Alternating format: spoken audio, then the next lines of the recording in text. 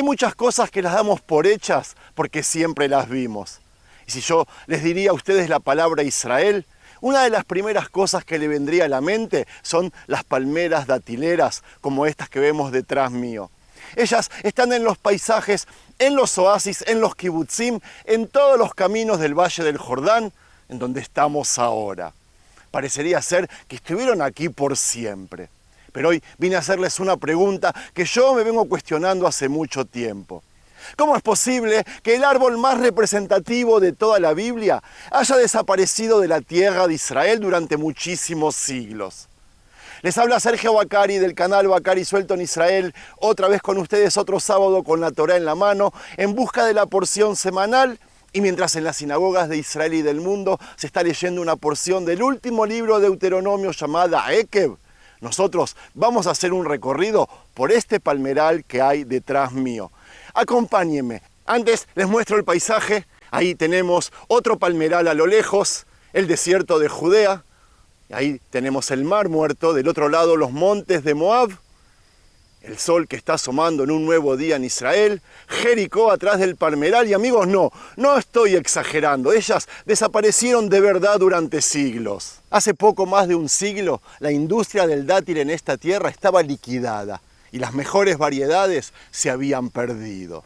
Quedaban apenas algunos ejemplares aislados, muy lejos de aquel paisaje bíblico que todos imaginamos cuando leemos las Escrituras. Lo curioso es que la propia Torá presenta al dátil como uno de los grandes símbolos de la tierra prometida. En la porción de esta semana está escrito, y cito, tierra de trigo y cebada, de vides, higueras y granadas, tierra de olivos que dan aceite y de miel.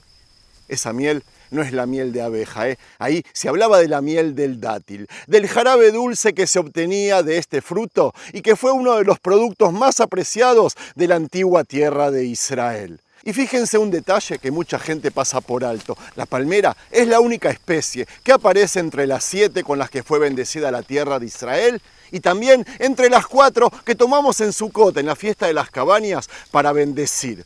Porque el lulav es una rama de palmera datilera. Está escrito en el Levítico, cito, y tomaréis el primer día ramas con fruto del árbol hermoso, ramas de palmeras, ramas de árboles frondosos y sauces de los arroyos, y os regocijaréis delante del Señor vuestro Dios por 7 días. Es el único árbol, amigos, que acompañó al pueblo de Israel en la tierra y también en su vida espiritual. Y antes de seguir, quiero decirle gracias a los que visitan nuestra tienda virtual. El enlace está en el primer comentario y también abajo en la descripción de este video. Amigos, desde ahí pueden llevarse a su casa cosas de esta tierra, no importa en qué lugar del mundo ustedes viven. Les quiero contar que la Biblia llamó a Jericó, que está acá muy cerca, la ciudad de las palmeras. Está escrito. Y el Negev y la llanura, y el valle de Jericó, la ciudad de las palmeras hasta Zoar. Ese nombre se repitió después en el libro de Jueces y también en Crónicas. O sea que este valle por el que estoy ahora caminando quedó identificado con las palmeras desde los tiempos bíblicos. Su importancia fue tan grande que ni los romanos pudieron ignorarla, y les cuento. Después de destruir Jerusalén y el segundo templo, cuando acuñaron las famosas monedas de Judea capta para celebrar su victoria, los romanos eligieron una palmera para representar a Judea. Para ellos ese árbol resumía toda esta tierra. Y entonces, ¿qué pasó? Si la palmera era uno de los mayores símbolos de esta tierra desde los tiempos bíblicos, si hasta sus conquistadores la identificaban con esta tierra, ¿cómo pudo desaparecer casi por completo? La respuesta no tiene que ver con una guerra, ni con una plaga, ni con un desastre natural. Esta semana hice un video sobre la vid que casi desapareció de esta tierra porque bajo el dominio musulmán, con el vino prohibido, se plantaron olivos en su lugar. Se los recomiendo ver. Con la palmera pasó algo distinto y tiene que ver con un cultivo que hoy nadie asocia con la tierra de Israel. Nosotros solemos pensar que los paisajes de esta tierra fueron siempre los mismos, pero no es así. Los árboles aparecen y desaparecen, los cultivos cambian y la dulzura de esta tierra fue cambiando con ellos. En los tiempos en que los hijos de Israel entraron en la tierra, gran parte del paisaje estaba cubierto de flores silvestres. Había pocos cultivos y abundaban las abejas. Por eso, cuando la Torá hablaba de una tierra que manaba la leche y la miel, esa miel era la que las abejas producían entre los campos y los montes del país. Con el crecimiento de la agricultura, el gran símbolo de la dulzura pasaría a ser el dátil.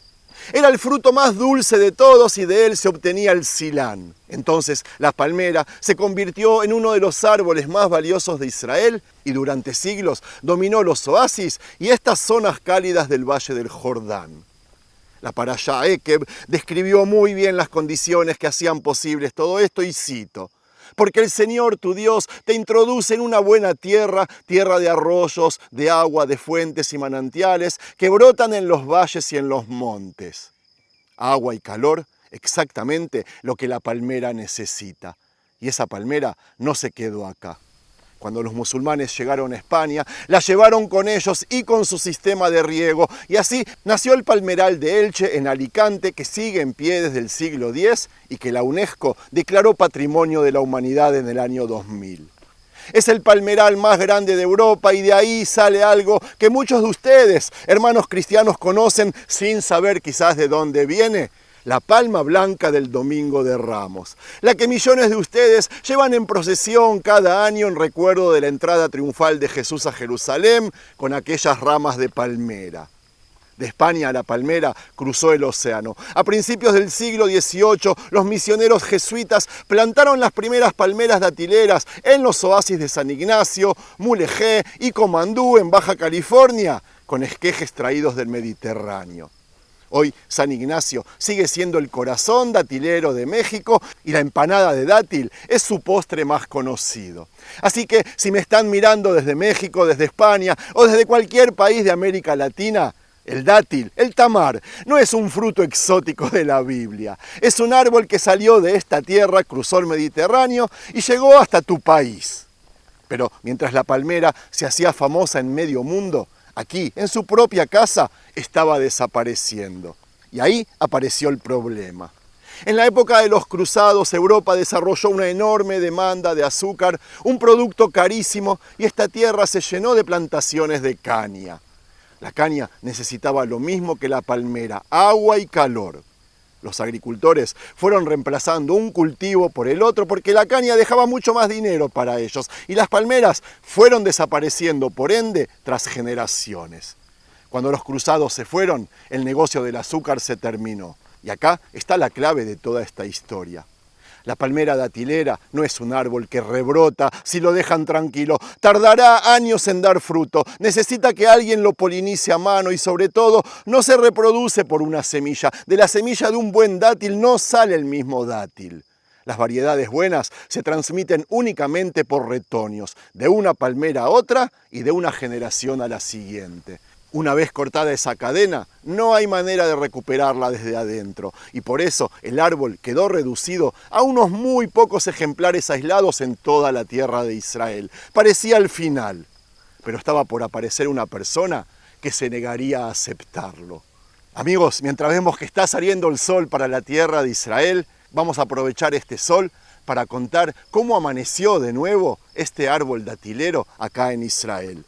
Como les dije, una sola persona decidió cambiar la historia. Se llamaba Ben Zion Israeli, miembro del kibutz Kvutzat Kineret, a orillas del mar de Galilea. Él no era un político ni un gran empresario, era un simple agricultor enamorado de la tierra de Israel, convencido de que este país no iba a estar completo mientras las palmeras siguieran siendo apenas un recuerdo del pasado. Muchos habrían aceptado la realidad tal como era, durísima. Él no. Entendió que recuperar las palmeras no era solamente una cuestión agrícola, era devolverle a la tierra uno de sus símbolos más antiguos. En Ekev hay un versículo que describe muy bien esa idea y se los quiero citar. Si no, acuérdate del Señor tu Dios, porque Él es quien te da poder para hacer riquezas, a fin de confirmar su pacto que juró a tus padres, como en este día. La riqueza de la que habló la Torá no era solamente dinero, era también la capacidad de construir y de hacer florecer la tierra. Pero tenía un problema enorme, y es el que les contaba. No alcanzaba con juntar semillas y plantarlas. Necesitaba retoños de palmeras buenas Y las mejores ya no estaban aquí en la tierra de Israel. Había que salir a buscarlas a los países vecinos. Y les recuerdo que en aquellos años muchos de ellos eran abiertamente hostiles al movimiento sionista y a la presencia judía. Los habían echado de ahí hace un par de años. Aún así, Israeli emprendió una serie de viajes que hoy parecen sacadas de una novela de espionaje. Él recorrió Irak, Egipto, Irán, buscando las mejores variedades. Reunió miles de retoños y encontró la manera de hacerlos llegar hasta aquí, escondiéndolos y burlando controles que habrían impedido que salieran.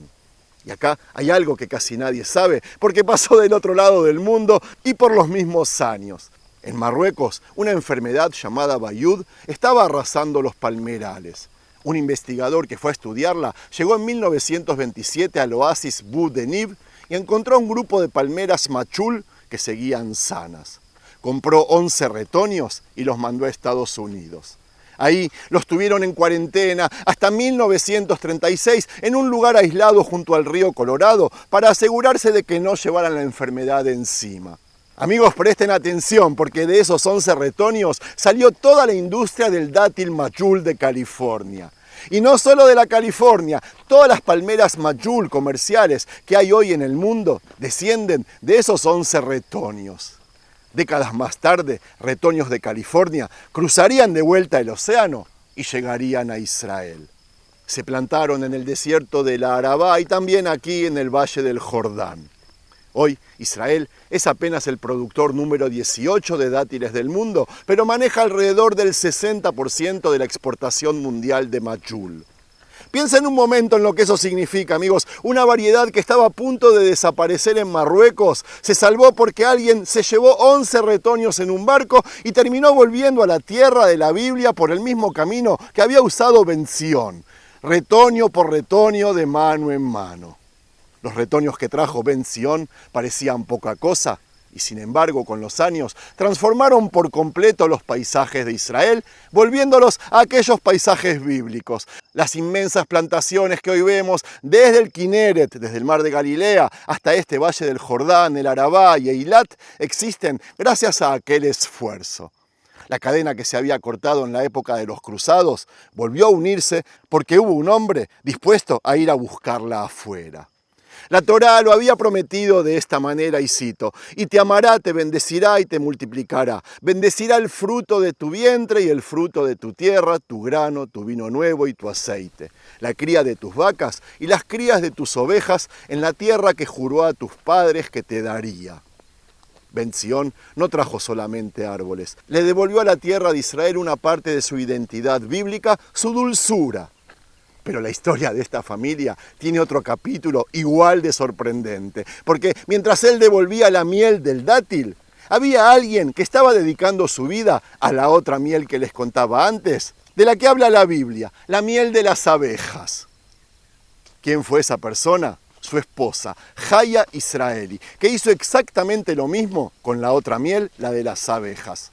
En Tel Rehob, en el valle de Bet Shean, se encontró el lapidario más antiguo que se conoce en la región. Decenas de colmenas de barro ordenadas en filas de la época de los reyes de Israel. Increíble. Era producción a escala hace unos 3000 años, a pocos kilómetros de donde Jaya iba a trabajar toda su vida. Cuando se abrió el primer curso de apicultura del país, en los días de la segunda Aliá, la segunda gran inmigración, ella tomó una decisión que habla por sí sola. Caminaba todos los días desde Yafo hasta Mikve Israel, unos 5 kilómetros, y lo hacía estando embarazada. No buscaba reconocimiento, ella solo quería aprender. Con los años llegaría al kibutz, Kvutzat Kineret, y desarrolló ahí el sector apícola durante 58 años seguidos. 58. Se convirtió en una de las mayores especialistas en apicultura de Israel y de toda la zona. Quienes la conocieron contaban que veían las abejas mucho más que un insecto. Ella admiraba su organización, su disciplina y la forma en que protegían su hogar. Para ella, la colmena era una lección de vida.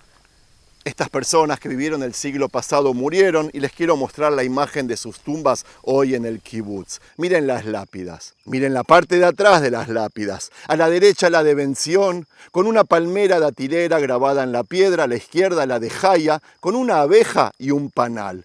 No es casualidad. Esas dos imágenes son las dos formas del dvash, de la miel que aparece en la Biblia, la del dátil y la de las abejas. En esta misma porción está escrito: una tierra de la cual el Señor tu Dios cuida, los ojos del Señor tu Dios están continuamente sobre ella desde el principio del año hasta el fin del año. Y por eso resulta tan apropiado cerrar con este otro versículo: comerás y te saciarás y bendecirás al Señor tu Dios por la buena tierra que te ha dado.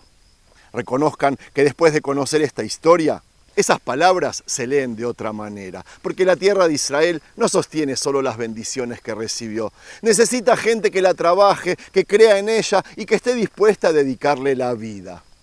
Ben Zion Israeli le devolvió a esta tierra uno de sus árboles más emblemáticos. Todos estos, Jaya Israeli fortaleció la producción de la otra miel que menciona la Biblia y juntos dejaron un legado que millones de personas disfrutan hoy sin saber siquiera quiénes fueron.